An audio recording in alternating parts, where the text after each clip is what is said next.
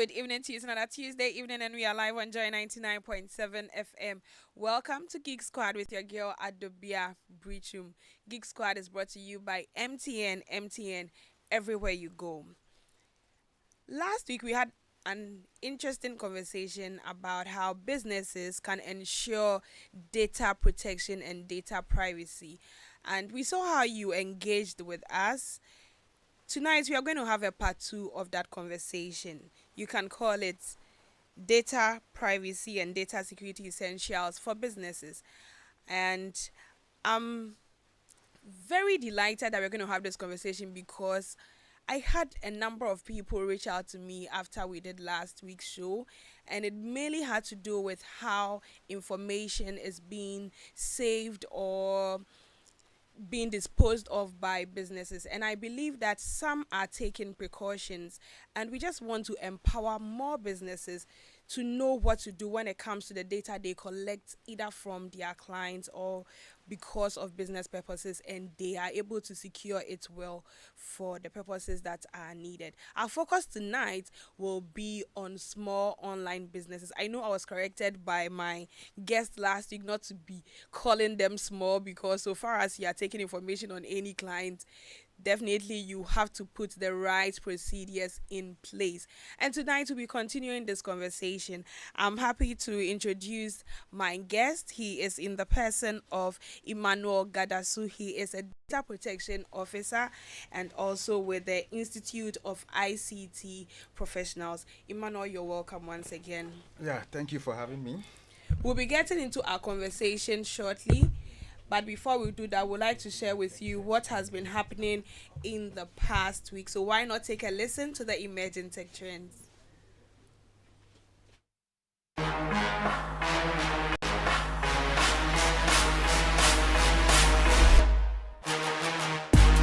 Hello there and welcome to Emerging Tech Trends on Joy Geek Squad. My name is Shalasechi. Coming up, registration opens for Ghana's 1 million coders program. Netflix is testing a new open AI-powered search. Google search is going to be google.com globally. And ChatGPT now has a section for your AI-generated images. Now let's delve into the news. The Ministry of Communication and Digitalization has officially launched the 1 Million Coders Program registration portal. The program is open to students, professionals, and anyone eager to learn coding, regardless of their background. It's part of the government's broader push to boost digital literacy and create opportunities in the tech space. Netflix has begun testing a new search tool powered by OpenAI, allowing users to search using detailed prompts like moods or specific themes. The feature, currently opt-in, is being trialed on iOS in Australia and New Zealand. Google will begin redirecting country-specific search domains like google.na or google.com.br or google.com in the coming months. The move aims to streamline the search experience, though users may need to re-enter some preferences as the change rolls out. And to our final tech trend, OpenAI is rolling out a new image library in ChatGPT for free, Plus and Pro users on mobile and web. The feature lets users easily access and manage their AI-generated images from a new library section in the sidebar, with an option to create new ones directly from the interface. And that's it for Imagine Tech Trends. My name is Shalasechi. Catch you same time next week for more. Welcome back. This is Geek Squad with your girl Adobea Biritwum. Geek Squad is brought to you by MTN everywhere you go. Last week we started a conversation on how businesses can ensure data privacy and data security. And tonight our focus is going to be on online businesses and how they can also put procedures or structures in place in order to ensure data privacy and protection.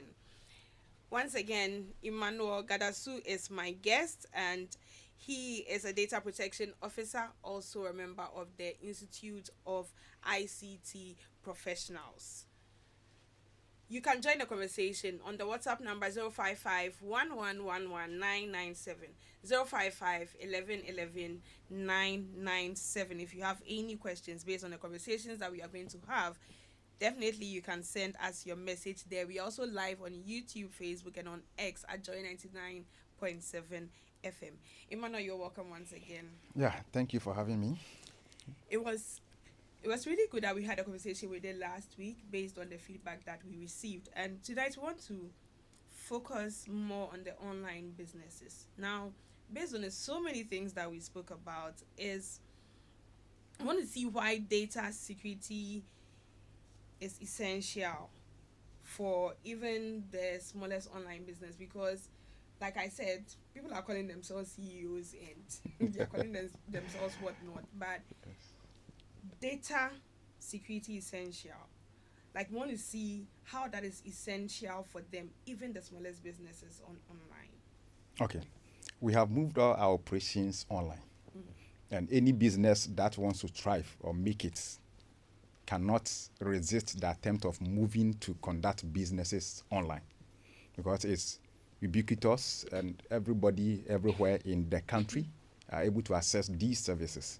So it is imperative on the business to move online. However, the importance of data security or data protection online is that you don't know the individual or the person or the business at the other end. So you are relying on what they have put in place or what they are telling you to be to actually do business with them. So in the digital economy, trust is an essential that every business would have to have for customers to be able to deal with them. So for the sake of trust, you have no other option than to ensure your system is safe, it is secure for individuals or customers to do business with you. So it will be in the interest of every business operating online to ensure that trust. And ensuring the trust is not a word of mouth. It is about the technology, the systems, the procedures, the policies you put in place that will engender the trust people or customers will have for your business. Okay. So for the online small business that we are talking about, can we first start with some of the data that they collect, and then based on what you have shared with us, the structures that they can put in place to make sure that all these are secure? Okay.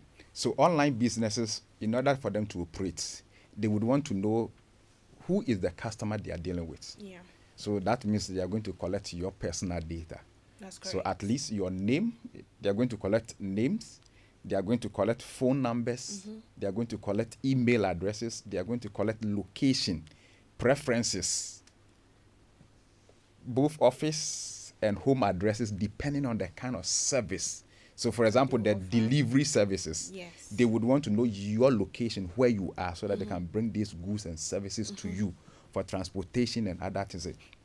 They would also be collecting things like your mobile money account. Yes. They would also be collecting like your Visa or this card, MasterCard details, Yeah. in order to process some of these things. So, and you could see that all these things are, financial, personal, and business-wise. So they collect different categories of information about us, which they use for legitimate purposes in order to give us the services that we want. So, for example, you ordering for pizza online or an item online to be delivered to your office or home, definitely your location is needed or the address is needed for such a service to be rendered to you. Yes, so these are the myriad of data that they collect about us. Okay, so now talking about this, the question now would be, are they aware of the risks associated with handling the particular data that you have spoken about? Because last week, I think we realized that there was a need for even having a data protection officer. And just in case you're listening to us and you missed last week's episode, no worries at all. You can watch it later on any of our social media handles. Not now. You can listen to tonight's conversation and then you will check out that one later on. But like I'm saying, Emmanuel, I think the main question right now is the fact that these people, are they aware of the risks involved when it comes to the handling of these personal data? Because I'm just looking at someone selling probably wigs or something online. do they consider these things that we're talking about in the first The truth place? is that most of the businesses are not aware at the risk factor in the kind of data they collect and process about us. So as a result of that, they are unable to provide the appropriate security or put in place the right measures to protect their customers. To some of them, they are just doing business. So once you buy, you pay, they get their money, they are gone. But you see, any security breach on such data has far-reaching repercussions on the customers or the individuals than the business owner could ever fathom. So, for example, if their platform or their system is compromised and unauthorized people, including hackers, have access to such information, so you can imagine your card details being stored on their system, your location, and somebody or criminals have access to these, records about an individual. It can simply lead to what? Impersonation. They can take over people's account and use it for whatever purpose they do. So the best is to realize or to do some risk assessment to also know the value in this data that the small business or the business operating online is having. To know that yes, this is the lifeline of our business, the data that we collect, so that they can now, based on those assessments, attach the needed protection or provide the appropriate security mechanism towards this data. Other than that, they will just treat it like normal data and be very dangerous and risky.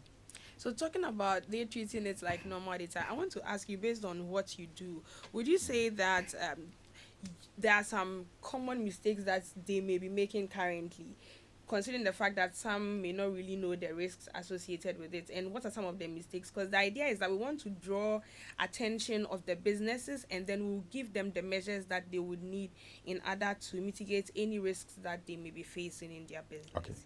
So yes, there are quite a number of risks that they face as a result of how they approach this thing. So for example, a lot of the systems people use are not secured.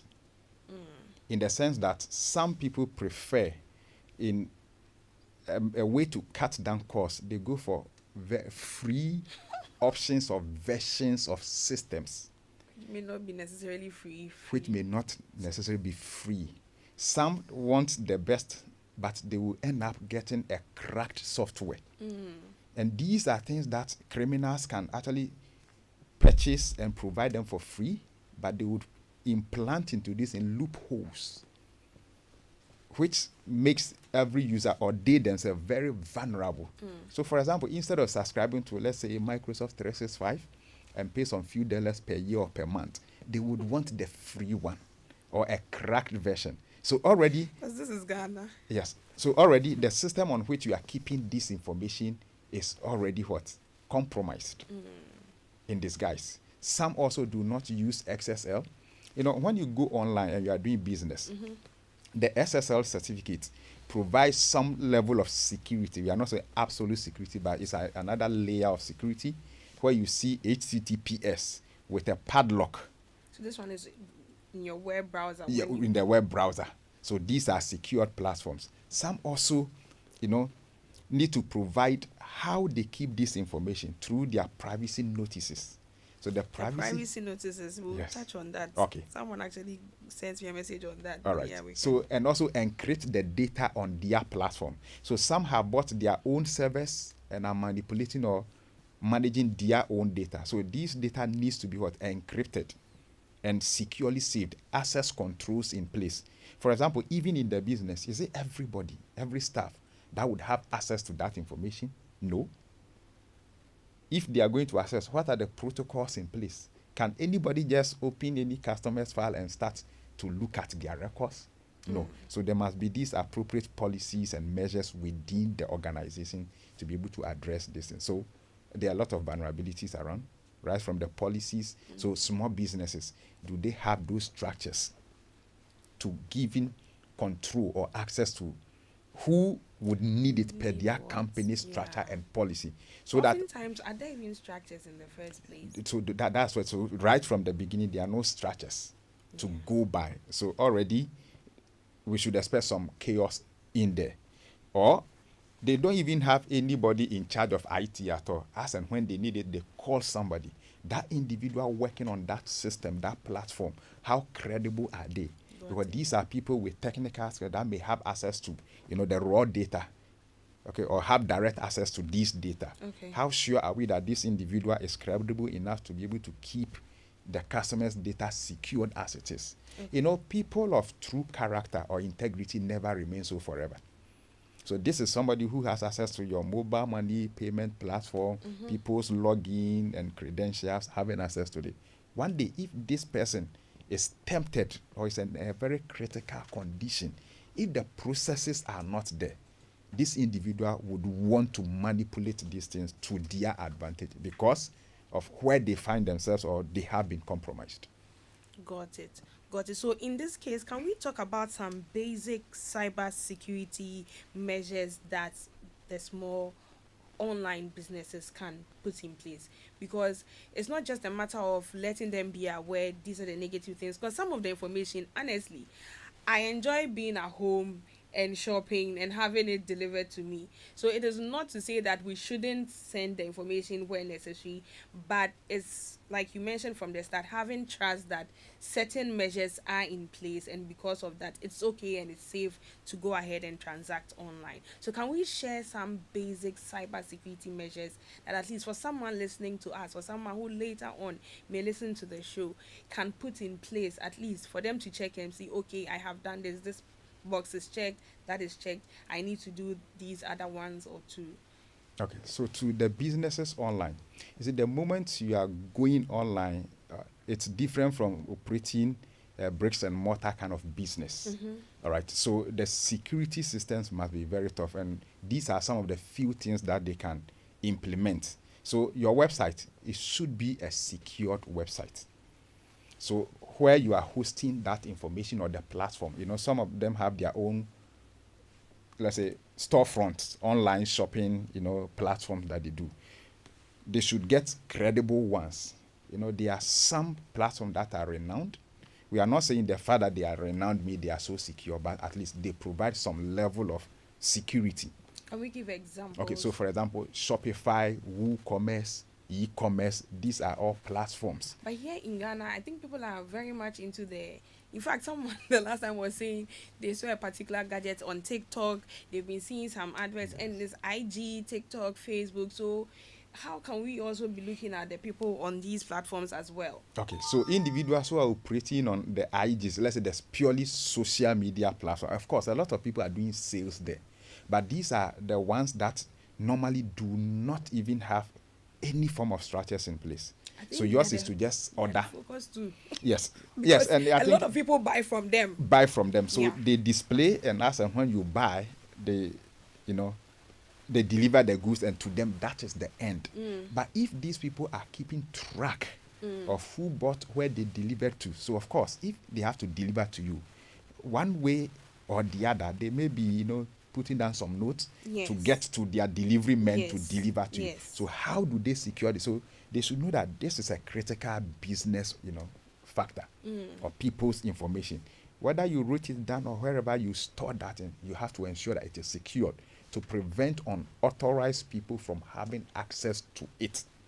Because, for example, your location, the moment it is given to the delivery man also have access to your location. But where are we keeping that information physically? Was it on a piece of paper? Where are we leaving it? Is it somewhere your children can just take away a notebook before you realize the notebook is missing and we can't even trace it at all? So for those operating on the purely social media platforms, it's like your data is in their hands, and they have to realize that no, these are critical for the individual, and any compromise or unauthorized access can lead to so many harms. It can be economic, financial, emotional harms, and stuff like that to these people. So on that front, then all necessary, personally, they have to know that, hey, I'm keeping people's information and I have to ensure their security. So whether you are writing it down, make sure that that notebook is not easily accessible. Or you don't go to some restaurant and before you realize you have left that notebook there. Anybody picks it up, they can see all the list of your customers, whom you have delivered to, what has been delivered to these people. Yes.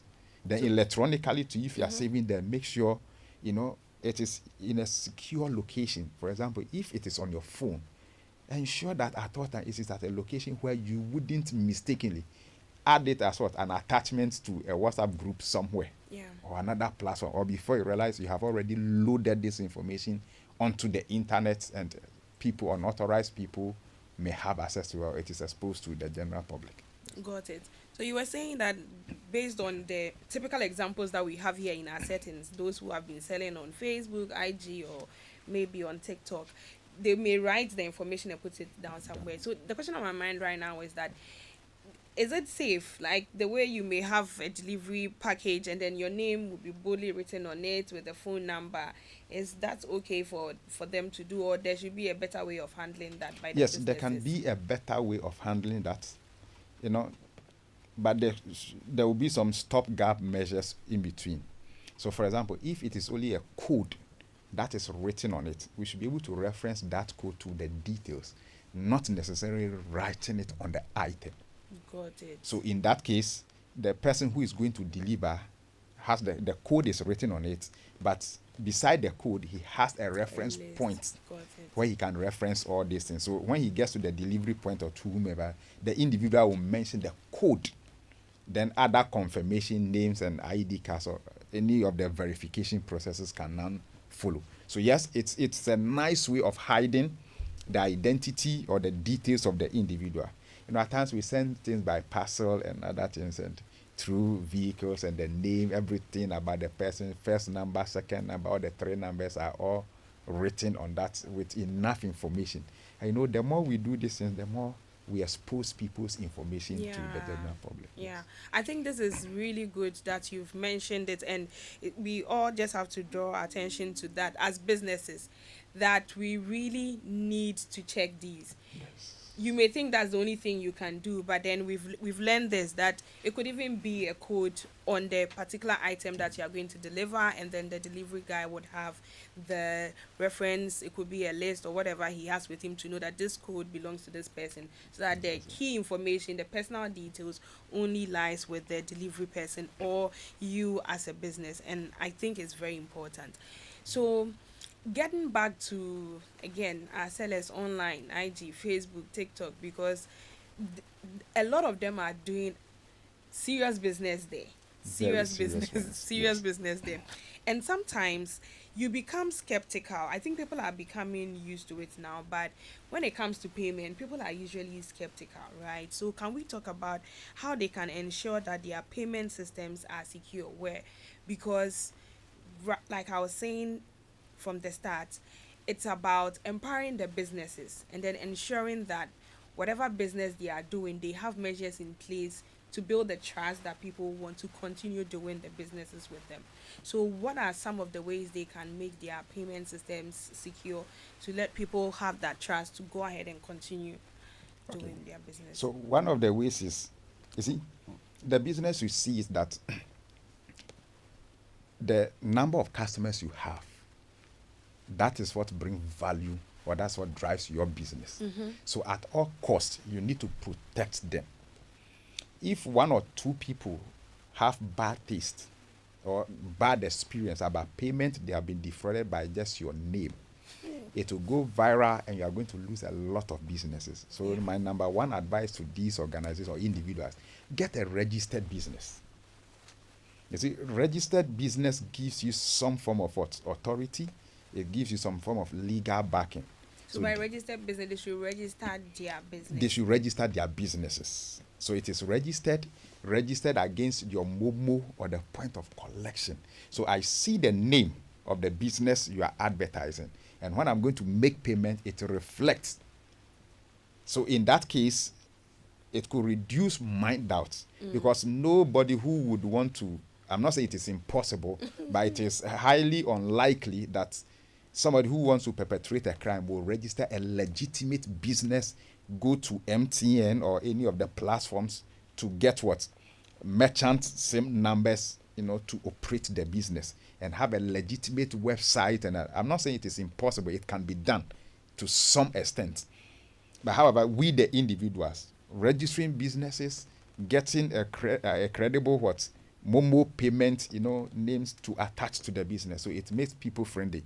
And you also talk about your channels. Let people know the channel. You see, we don't need to go and find it somewhere. You have to talk about it. If you want to make payment, this is it. It is boldly written there. So that when people are interacting with you, they have that level of confidence or that level of assurance that they are dealing with a legitimate business. Yeah. And at times to do a social media sweep, just search your own business name online And know what is and being know what said. is happening, where the people are using your name. Occasionally I do personal audits. Yeah. And I see some Emmanuel Gadasu in India and other places. They are not me, but I do it occasionally at least. So you are aware of where these people are. Then you can now educate your customers that this is not my channel, this is my account. You see, the name can be different from the username actually. The aliases, most of the times we see the aliases, but the actual username, you will see it. So we are able to match this in and educate our customers so that they know where and how they can always, yes. And you can also ask them anytime they want to make payment, they should confirm. They should call, confirm. Confirm. Yes. I think that's important, calling to confirm. Yes. You mentioned something that is very important, that in as much as people have set these businesses up or they are selling online, some may be using their personal details, right? Yes. But there is a need to have a registered business. I don't think what goes into it is really something difficult for people to do in No, the first place. that should not be difficult at all. Yeah. Yes. So at least you can register it as a sole proprietor, and once you have that, to possibly get your Momo, because a lot of people transact on Momo. Get that also registered in the business name is one of the ways that at least you can build trust when people are transacting with you. Yes. And it's important that we look at this.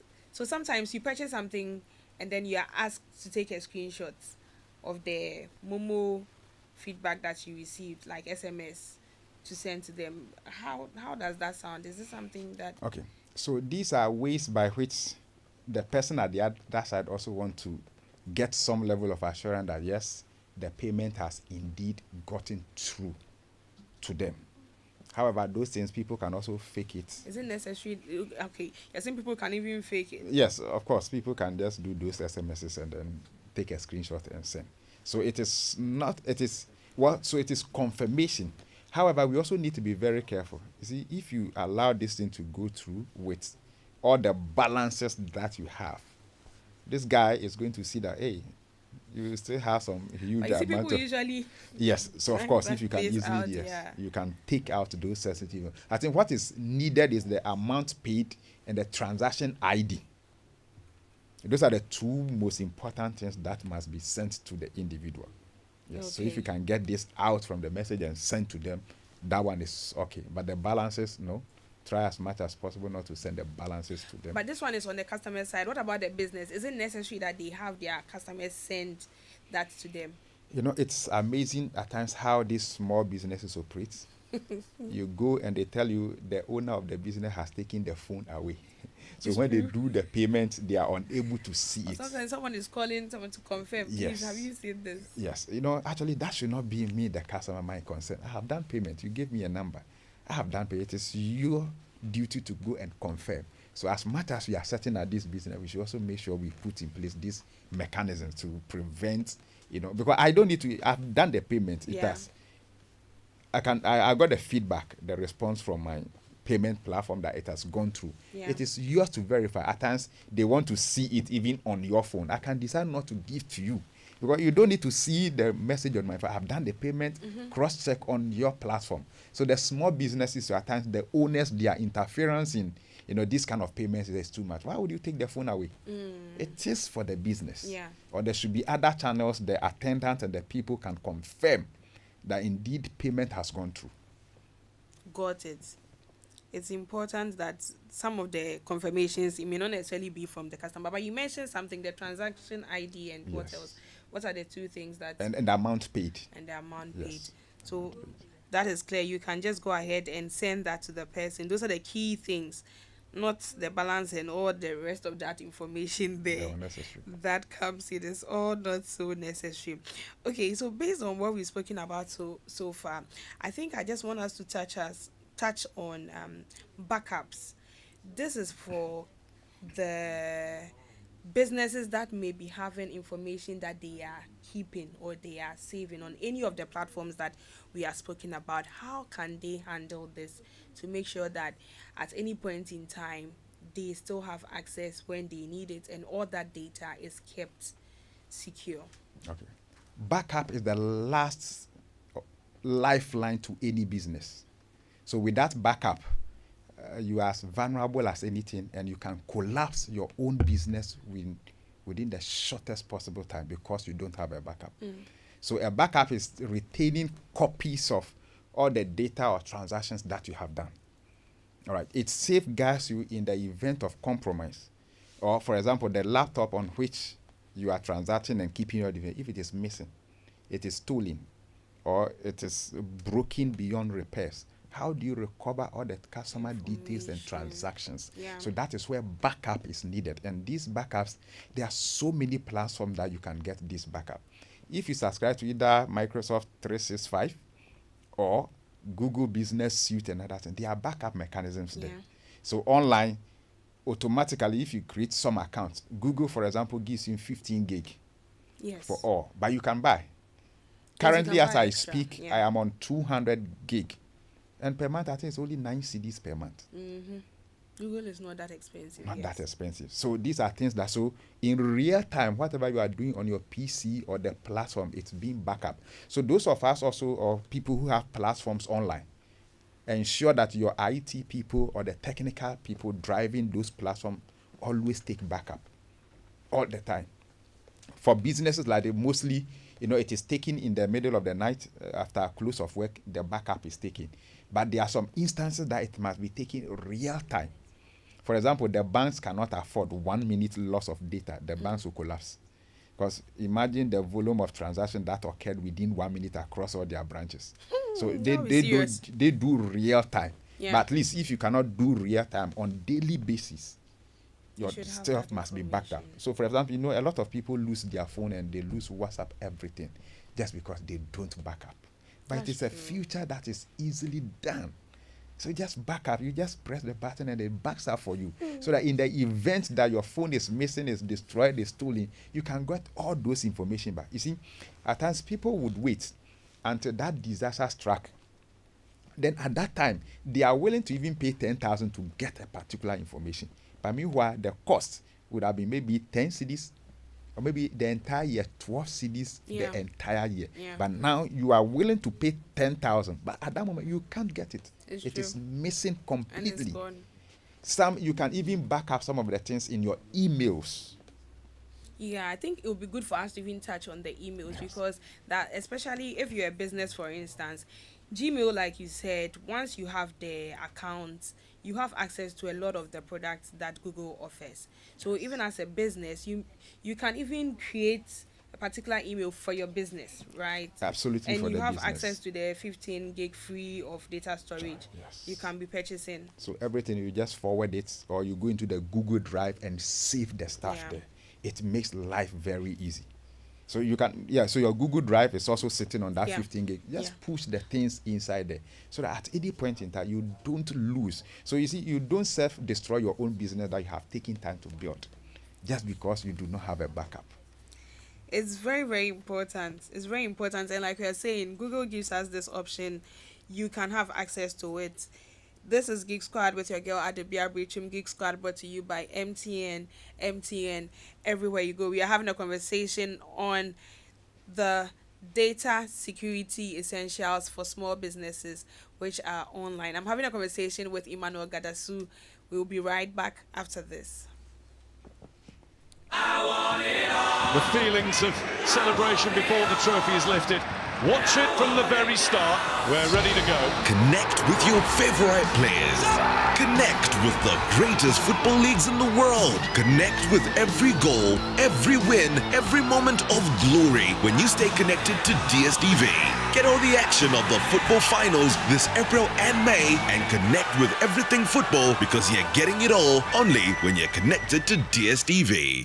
FPAC is effective for headaches and relieves the symptoms of flu, colds, and catarrh. FPAC blows away the pain associated with sore throats. During and after a hard day's work, FPAC relieves you of body pains. After the day's sports workout, FPAC helps the body to control the aching muscles. FPAC is effective against feverishness. FPAC reduces body temperature associated with malaria and other fevers. FPAC is effective against rheumatic pains. You can find FPAC in all pharmacy and chemical select shops throughout the country. FPAC is not recommended for children less than 16 years of age, ulcer and asthmatic patients, pregnant and lactating mothers. If symptoms persist for more than 2 days, consult your doctor.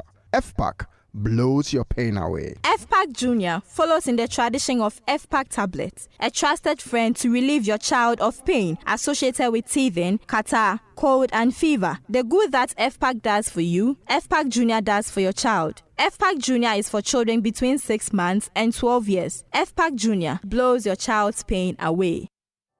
I might only have one match, but I can make an explosion. And all those things I didn't say were wrecking balls inside my brain.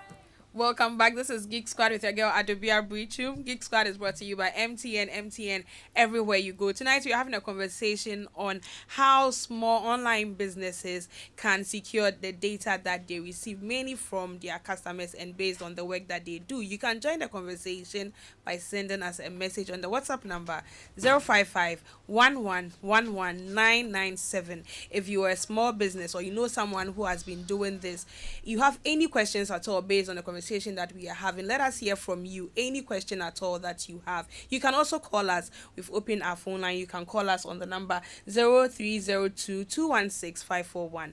0302-216-541. We are talking about data privacy and data protection.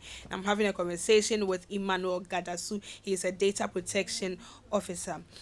Emmanuel, so as we've been talking about, I think mainly the focus being in our settings here in Ghana and the fact that we want to empower mainly the online businesses, those on Facebook, TikTok, and then also on IG. A lot of them do transactions there. And I just want to touch on this.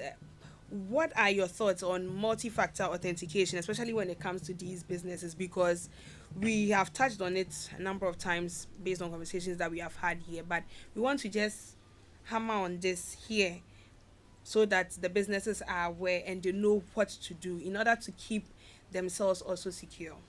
Okay.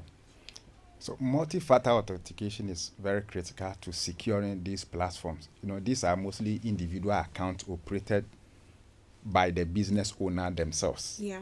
All right. So it is important they take all the necessary measures to secure them. And one of the ways, okay, to make sure these platforms are more secure is using two-factor authentication. Okay. Aside the password that you know or you have access to, that can be compromised. Somebody else could break the password, could know the password.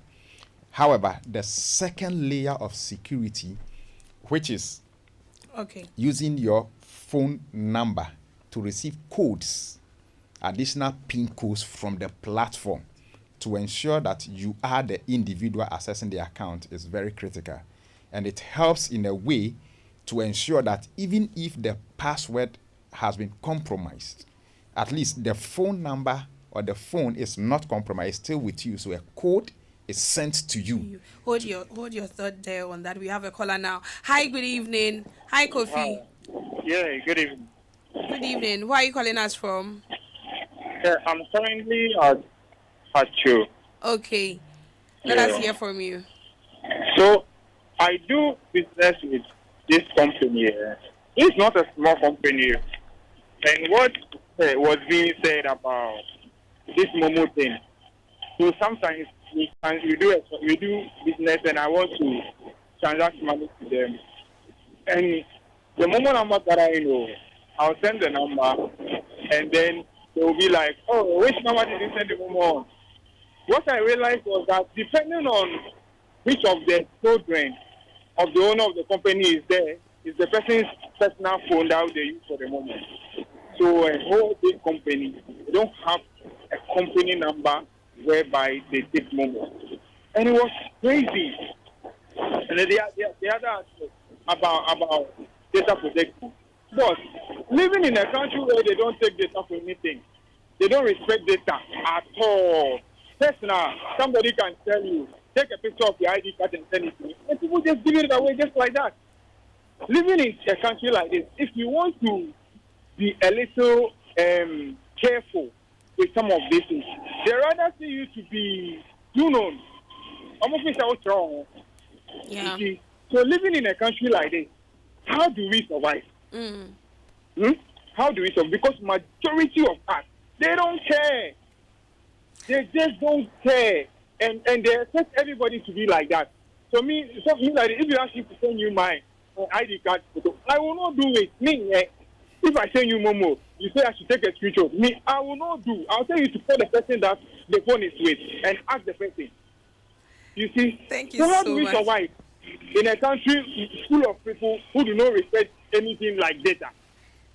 Thank you so much for sharing that with us, Kofi. And I think that's why we are even having this show, just to educate people and to encourage them, because we all have to take it seriously. Like you're saying, certain key information, depending on who is asking, if you can avoid not sending it, you do so. But where it's necessary, you just make sure that the right measures are in place in terms of how your data is taken and is also stored. Thank you so much for sharing that with us. And I think to the first point that he raised about transacting business with a particular company, and usually the numbers are for different people. That is one thing that we have said. It's important that first you register your business, and then based on that, you can register your number with Momo, the MTN business. You can have that so that at any point in time, if your business name is XYZ and someone is supposed to send money to you through Momo, at least they get to see the XYZ and verify that it is you doing that transaction with them. So please let us take notes. That's why we are having this conversation. You can join in the conversation. You can call us on the number 0302-216-541, 0302-216-541, or you can send us a message on the WhatsApp number 055-1111-997. In addition to what Kofi just said, Yes. I find it very worrying. You go to hotels, guest houses, restaurants, filling stations, and the individuals there are the ones using their number to take the Momo before they transfer to the business. That is It's true. really, really worrying. Why can't a whole filling station have a dedicated number to which customers can pay to? And they'll tell you add a charge because Add they a are going charge. to withdraw it. Exactly. In fact, I just experienced one coming, a very reputable restaurant, okay? And after I wanted to do the payment, the guy was giving his number. Yes, and they'll tell you the POS is not working. You see, It's the not right. owner should take responsibility Yeah. and make it clear that this is the number. It is Yeah. boldly written there, and that ends it. So it will solve some of these problems. It's and I very, think very at times we important. also have to insist that he's We been do doing. that. I am not going to send it to you. It has been sent from my end, confirmed from that number. If you are not going to do it, I am leaving. Thank you so much. We have another caller. Hi, Noble. Hi, good evening. Good evening. Where are you calling us from? I'm calling from Magina. Okay, let us hear from you. Okay, I'm really enjoying the program. Thank you. However, your guest, I was thinking whatever he's talking about would definitely have some clause of a law, meaning it will be backed by a law. So what I'm trying to say is, if you wouldn't mind, probably next time you want to have this kind of discussion, you can have somebody who has a law background or somebody who is a data protection officer having a law background. Because there are consequences to if you harvest customers or clients' information online and use it for the wrong reason, there's a punishment for it, which is written in the data protection law. And then I don't know whether if you follow closely what had happened especially when Donald Trump came into office for his first term, where Cambridge Analytica, that company harvested voters' information online, which upon investigation it was realized that they actually harvested people's information online, which actually they use in to that, or which was used to the manipulation of that particular election on that particular year. And then the companies were actually found because they took them to court, and then they were heavily found. Recently, too, if you could recall, I think one of these transportation companies, either Uber or any of them, also wrongly used somebody's information to register somebody's Uber or something like as a driver, and he was using the person, meaning he impersonated somebody, and then they took him to court here in Ghana, and he was heavily fined. The company was heavily fined. Yeah. So yes, so these are some of the things that are happening. People are in recent to Bank of Ghana also issue a directive to banks to stop taking customers' ID cards. When you go to the bank or you want to transact a business, they'll be asking you to bring your ID card. Yeah. I have a law background. I'm a student of the consumer and data protection. So I know the consequences of some of that. That's when Thank you so much. I try to resist. Thank but you so I much. I didn't want any chaos. But I'm so happy Bank of Ghana recently issued a directive to them that they should stop asking customers of their ID card. Because whenever they ask us, I ask, what have these people been using? At times to be in the house, some messages will be coming unwarranted.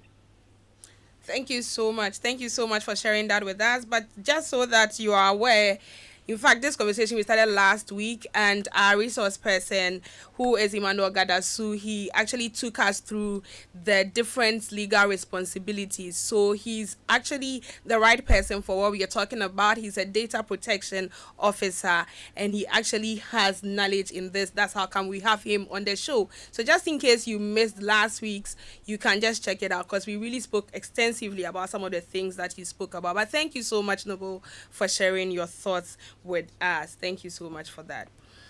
Okay, so coming to what we have, in fact, finishing up on, we can talk about one or two things before we take a listen to the quick tech fixes. Yes, so we have spoken about what the businesses will have to do in terms of backing up their data and all that, but then the question is that what are some of the consequences that these small businesses can face if they mishandle customer data? I think it will be good for us to touch on this.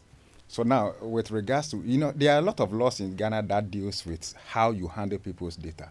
At the forefront is the Data Protection Act 843, which places obligation on the individual or the business collecting the data to ensure that all the appropriate organization and technical measures are there to protect.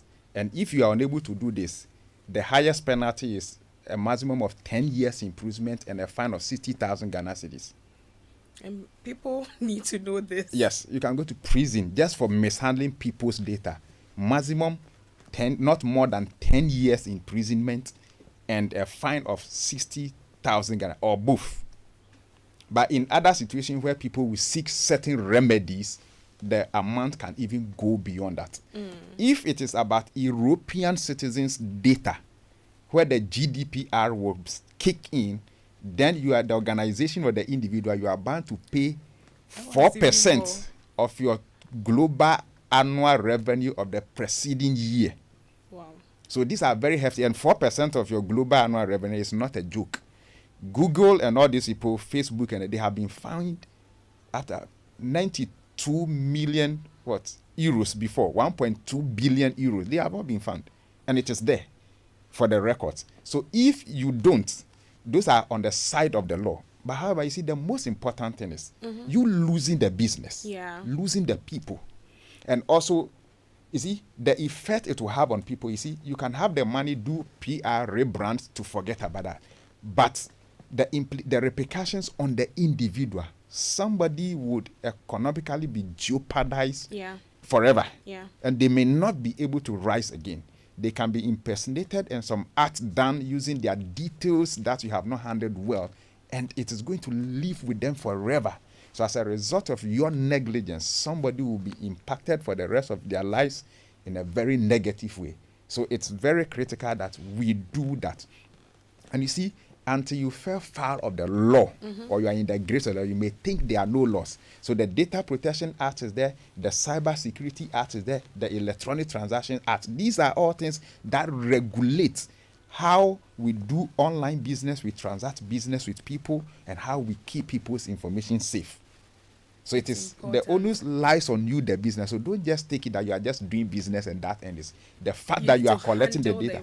You are bound or you are obligated to protect that data at all costs. We definitely have to protect the data at all costs. This is Geek Squad with your girl Adobea Biritwum. We'll be taking a listen to the quick tech fixes. We'll be back after that. Hello everyone, I am Michelle Ajakum and I bring you some tech quick fixes and tips right here on Joy Geek Squad.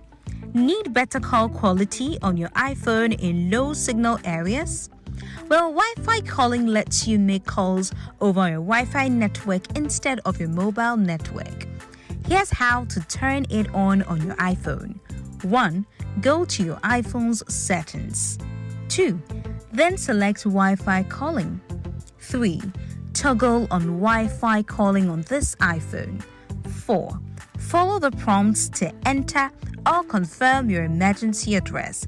And that's it. Your iPhone will now use Wi-Fi for calls when cellular signal is weak. Welcome back. This is Geek Squad with your girl Adobea Biritwum. Geek Squad is brought to you by MTN. MTN everywhere you go. We've been having a conversation on how businesses can secure the data that they collect from customers, and I've been having the conversation with Emmanuel Gadasu, a data protection officer and also a member of the Institute of ICT Professionals. And based on what we have shared so far, it is necessary that businesses put measures in place when it comes to information or data they collect from their customers. So far as you are keeping them, you are collecting them, you have to handle them well, because otherwise you are in violation of the law. That is one key thing that has been said, and I think we all have to take note of it.